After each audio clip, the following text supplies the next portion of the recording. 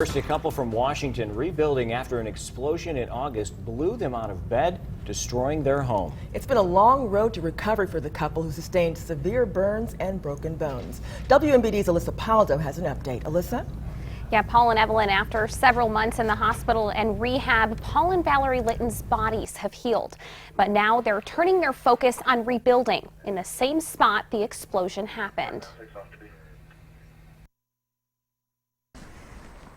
5 months ago, and still somewhat emotional.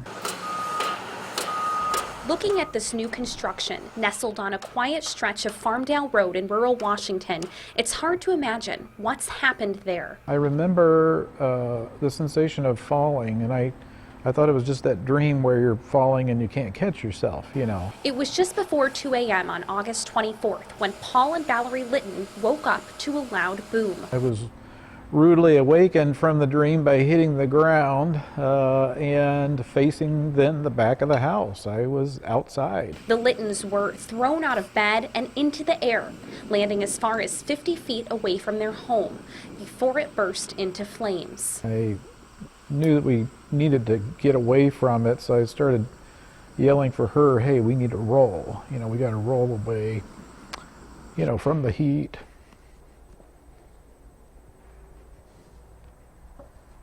Sorry. The couple amazingly survived. Both had broken bones. Valerie had burns on up to 60% of her body. Nearly 6 months later, they're back to work and chose to rebuild in the same spot. We thought about whether it would be painful or not to rebuild out there, but yeah, we love it out there though. It's a beautiful spot.